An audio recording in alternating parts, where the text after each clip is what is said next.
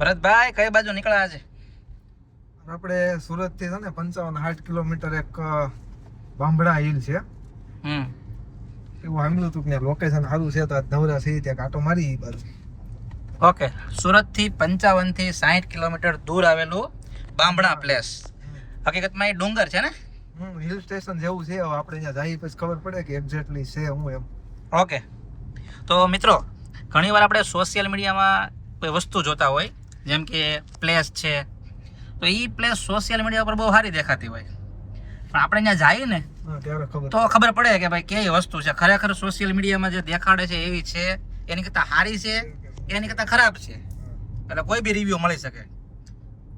તો આજે આપણે જઈએ છીએ બાંભણા હિલ સ્ટેશન, જે સુરતથી 55 થી 60 કિલોમીટર જેટલું દૂર છે. 55-60 કિલોમીટર જેવું છે. અને ગલતેશ્વરથી જોઈએ તો ગલતેશ્વરથી 30 થી 35 કિલોમીટર જેટલું થાય છે. હા, હું એવું અહીંયા કેમ ટોલ ગેટ આવ્યો? આ રોડે કેમ ટોલ નાખવું આવ્યું છે? હાય, આમાં ટોલ ગેટ આવવા માંડ્યા? અહીંયા આવતા નવું ચાલુ થયું જાય, નતર આવતું નહીં આ બાજુ. કેટલા ઉડશે ભાઈ? નહીં ઉડે? ફોર વ્હીલર નથી. વાહ ભાઈ વાહ, રાજી થઈ ગયા ને તમે? હા, ફોર વ્હીલર નહોતું. ત્યાં લખ્યા હતા 35 રૂપિયા 55 રૂપિયા કે એવું કંઈક, પણ આમાં હતું કપાણું નહીં, ખાલી મોટા વાહન માટે જ છે. ઓકે, તો મિત્રો અહીંયા આપણે જાતા હોઈએ ગલતેશ્વરથી એ બાણભા હિલ ઉપર, તો ટોલગેટ તો આવે છે, પણ લગભગ ફોર વ્હીલ માટે પૈસા નથી કપાતા, પણ મોટા વાહનો હોય જેમ કે આ, તો લગભગ એની માટે પૈસા કપાય છે. સીધું ને પછી તો રસ્તામાં આપણે મકાઈ ભાળી ગયા, એટલે મકાઈ તો આવા વાતાવરણમાં ખાવી જ પડે, એટલે મકાઈ ખાવા માટે અહીંયા રસ્તામાં કાકા પાસે ઊભા રહી ગયા. કાકા મકાઈ એક નંબર બનાવતા હતા, એટલે થોડીક વાર ખોટી થયા અને કાકાએ મકાઈ બનાવી દીધી, ચટણી બટણી લગાવીને, લીંબુ બીંબુ લગાવીને, મજા આવી ગઈ. કાકા ટુકડા કરજો, અને ટન ટુકડા કરજો. બધામાં લગાવજો મસાલો. ચાલો, હા, મસાલો જોઈને મોઢામાં પાણી આવી ગયું, સમજાય ને? કેમ છે ડોડો? એમાં થોડોક વરસાદ આવી જાય ને ઓર મજા આવી. બાંભણા હિલ આવી ગયું છે. બાંભણા હિલ હવે આવવાની તૈયારીમાં છે. 2-3 કિલોમીટર બાકી છે. અહીંયાનો તમે આ વ્યૂ જુઓ. 2-3 કિલોમીટર લોકેશન બાકી છે, પણ અહીંયાનો વ્યૂ એકદમ મસ્ત છે, ગ્રીનરી છે એકદમ. ગામડાનો માહોલ હોય એવો માહોલ છે. જંગલમાં ભેવું સરે છે, ગાયું સરી રહી છે. આ ગેટ તો આવી ગયો. હાલો, આ ગેટમાંથી છે. પરમિશન લેવાની છે શું કઈ? પરમિશન લેવાની છે. Check post. ના ભાઈ ના, 50 રૂપિયા. ઓહો, 50 રૂપિયા કેટલા આપવાના કાકા?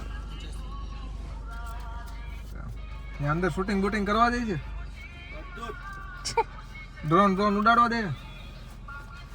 મજા આવે. વાંદરા છે અંદર કે કેમ છે? નથી વાંદરા નથી. અમે જ વાંદરા જેવા ઉગડાવે. તમને થોડું એવું કહેવાય. મારે મજાક કરવાની આદત છે એટલે. તો વાંધો નહીં.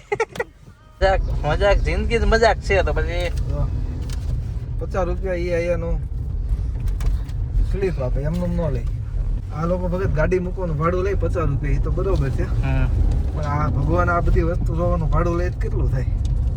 આ બધું આ ઝરણા કુદરતી એનો કઈ હિસાબ જ નથી ભાઈ. આ કુદરતે જે આપ્યું છે, તમે વિચાર તો કરો. આજ તમે વાત કરી રેડી ઓક્સિજન ની વાત કરો. લ્યો, હોસ્પિટલમાં જાઓ ને ઓક્સિજન નો એક બાટલો લેવો પડે. કોરોનામાં કેવી ભી પડી હતી હે?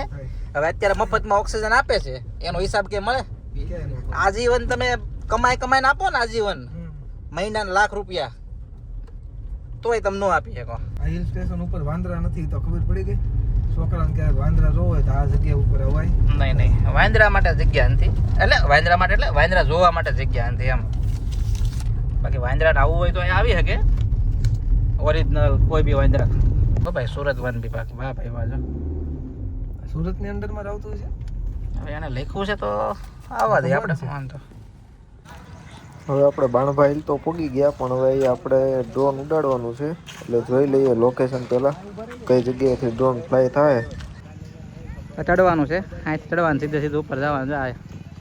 હવે આપણે ડ્રોન વ્યૂ જોઈ કેવું એક કામ ડંકી ધમને કા પાણી પી કહેતો ને ડંકીનું પાણી એક જ મોડેલ હો આ.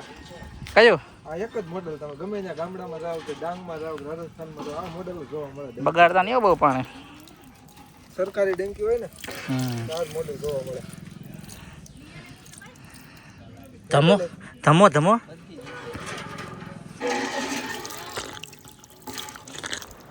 તો મિત્રો અત્યારે ચોમાસાના લીધે ડ્રોન આપણે ફ્લાય કર્યું ને એનો એક નંબર વ્યૂ આમાં ડ્રોન વ્યૂ દેખાય છે કારણ કે અત્યારે ગ્રીનરી એટલી થઈ ગઈ છે આ હિલ ઉપર કે તમે વાત જવા દો એટલે એક નંબર શૂટ આવે છે. આની રીલ આપણે આખી છે ઇન્સ્ટાગ્રામની અંદર મૂકવાના છીએ બાણભાઈની, તો તમે ઇન્સ્ટાગ્રામની અંદર જઈ અને આ રીલ જોઈ લેજો.